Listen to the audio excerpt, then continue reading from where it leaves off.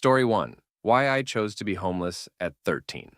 Warning. This is about child abuse of all kinds. My very first memory of my mother was of her choking on her own vomit in the back bedroom of my grandparents' house. I was still really young, maybe 5 or 6. She'd been out drinking and partying with her loser biker friends, according to the conversation I heard between my grandparents. They'd walked her drunk ass back there to sleep it off and had told me to let her sleep. I did. I left her alone for hours before my curiosity got the better of me, and I snuck down the hallway to listen to her from outside the door. I'll never ever forget hearing her snore. I remember feeling glad. My grandfather, who I called Pop, had told me to leave her alone because she was really tired, and I had for hours. But damn, I wanted to know what was going on. So while they got into the news on TV, I snuck down the hall to listen through her door. It was luck or serendipity or fate that day. As I heard her snoring, I remember being glad she was getting sleep. The innocent child's mind was not yet broken by her. It was when she started making a different noise that I got worried. It sounded bad, so I slowly and quietly opened the door. She had vomited while laying on her back. The thick fluid was caked all around her nose and mouth. I remember the big bubble in her nostril, growing and shrinking with her breathing. I remember her body starting to shake. I remember crying out from fear and my grandma rushing to help. That's why later, when I heard my grandparents talking about how I saved her life, I felt proud. I had saved her from choking to death. I really came to regret that in the following years, but that night, I remember feeling like a hero. My parents were only 19 when I was born. That was in 1982. My mom and dad then spent the next 10 years or so living their best life, drinking and partying and leaving me with her parents. And life for me was good and mostly stable. My grandparents loved me very much. Out of their 6 kids, they'd only had one son who spent his whole life on drugs and going in and out of jail. I think my grandparents thought of me as their second chance son. I didn't know it at the time, but my grandma herself had a plethora of mental health issues, from a hidden alcoholism to depression and an unfortunate condition of pathological lying. I just knew Grandma told the best stories. Every night before bed, she'd tell me the most vivid and detailed stories. From pirates looking for treasures to ghost stories, her tales were so engaging. I'll never forget her telling me about Bloody Mary or Black Aggie, a local tale of a woman who died and haunted the graveyard where she'd been buried. If she wasn't up for a homemade story, she'd let me pick a book and she would read it to me. Any book. That's why I was so young and in love with Stephen King.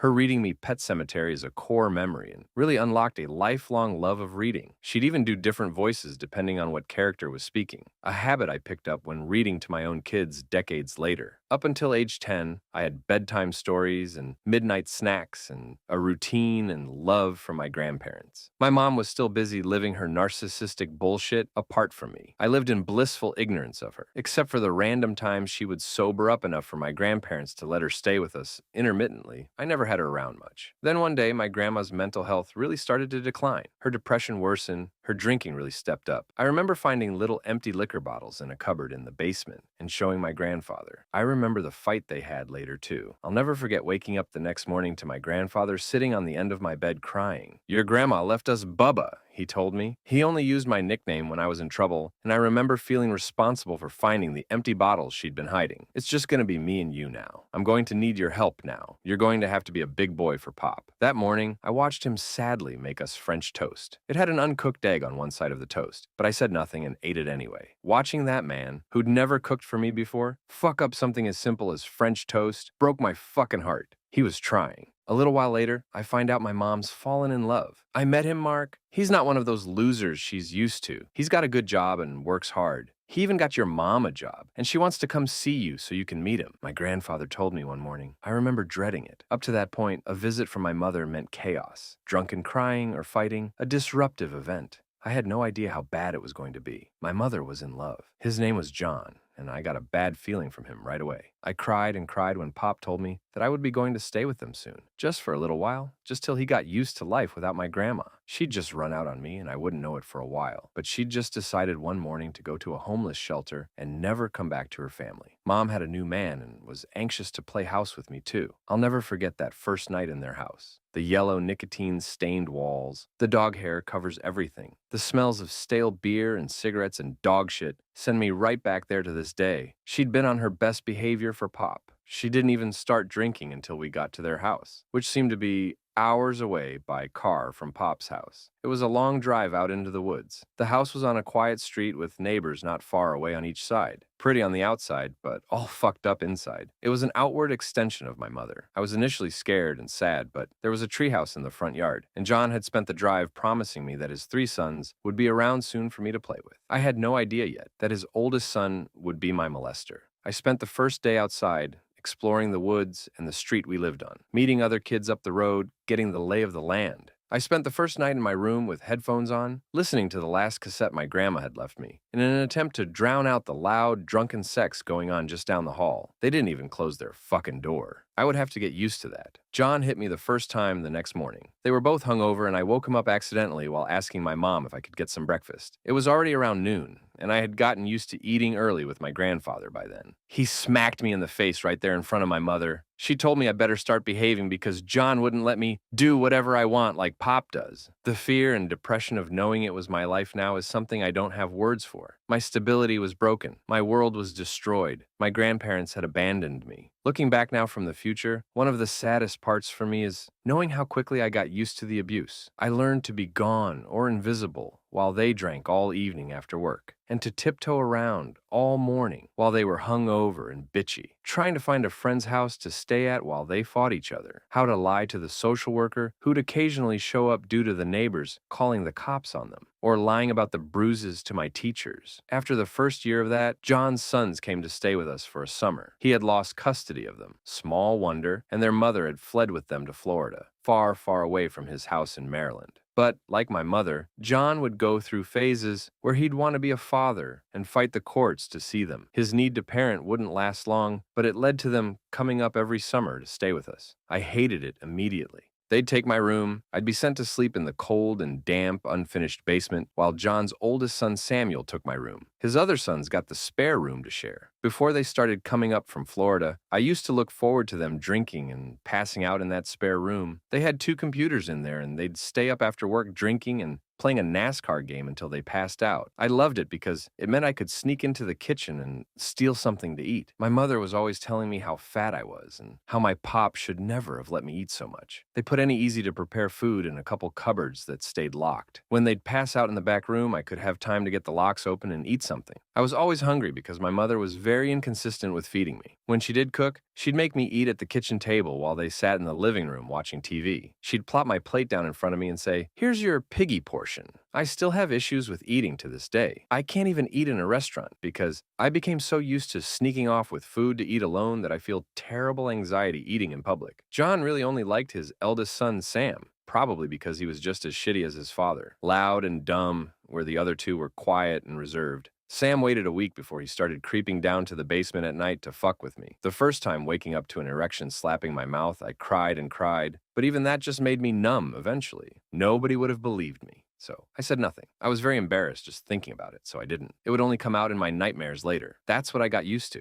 Summers of molestation, winters where my mother's bipolar disorder made her depression worse, drinking worse, and the abuse really intensified. I'd spend so much time at my friend Ben's house down the street that his dad would joke about charging me rent. I think he knew why I was there so much, though, and he didn't really mind my presence. On the outside, I was still a good kid. It took an outside perspective to really make me grasp how bad my life had become. The day my friend Alan came over, I knew they'd be working late that night, as they'd been bitching about it all week. So I thought it would be a good time to bring a friend over to show them my video games. The one good thing about John was he made a lot of money and spent lavishly on his sons when they'd visit. All those expensive toys would then be left for me to play with once they went home, and I was dying to play Super Nintendo with a friend instead of playing with no volume by myself like usual, which is what we were doing when I heard the front door open and my mom screaming about me leaving a bike on the front porch. She was doing her usual screaming freakout, and I could see the fear plainly on Alan's face. He had a normal life, and a mother screaming obscenities at him wasn't something he'd had to deal with. I whispered to him to hide in my closet, and he did. I was not allowed to have friends over, and I was terrified of what she'd do to him. She was great at pretending to be normal to others. It was only at home that the mask came off. She rushed to my room screaming about leaving the bike. Alan's, but she had no clue. On the porch. Was I trying to make her break her neck, coming up the steps to her own damn house, etc.? She wasn't wearing a belt, so she grabbed a spatula on her way to my room to beat me with. The metal spatula was much worse, and I was soon crying and shaking and snotting all over. Then it was over. She'd left to go to the liquor store with John. When I opened my closet and saw Alan's face,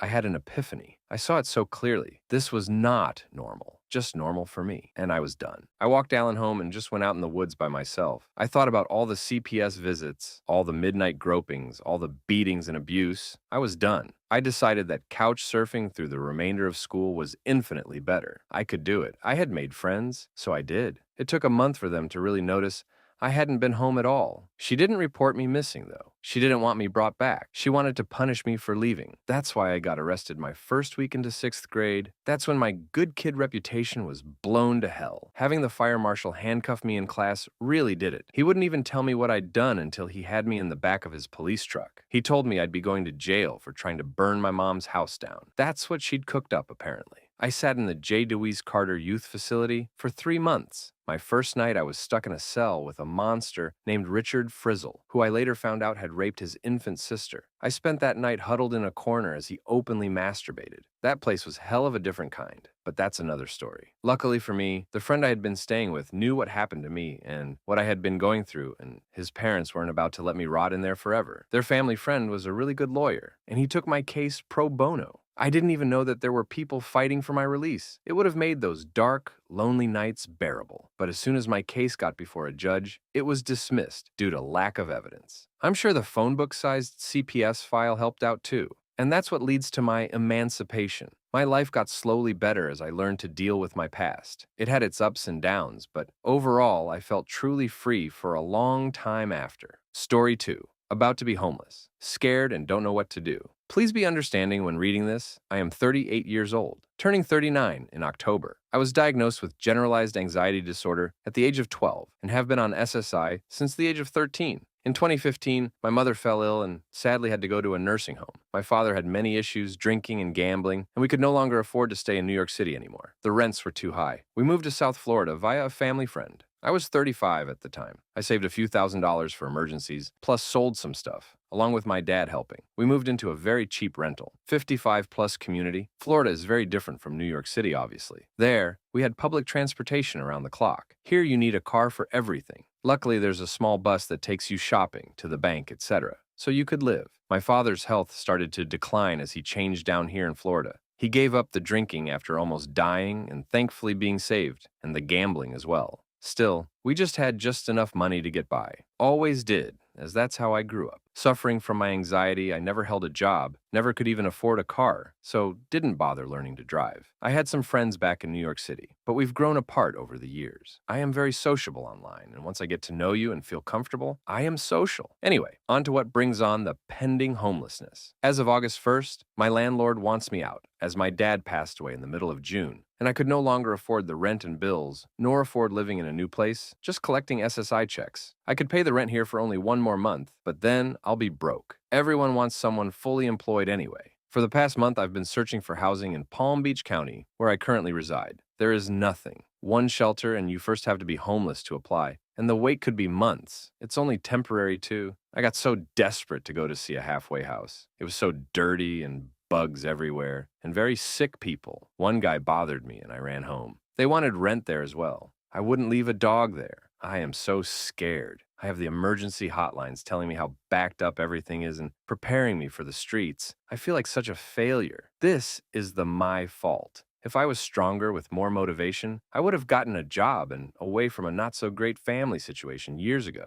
I take medicine for my anxiety and fear that I could die in the streets. I have no family or friends that could take me in. Very little family, actually. I don't know what to do. I'm so scared. Being homeless is dangerous. Any advice or support would be much appreciated. Thank you so much for taking the time out to read this.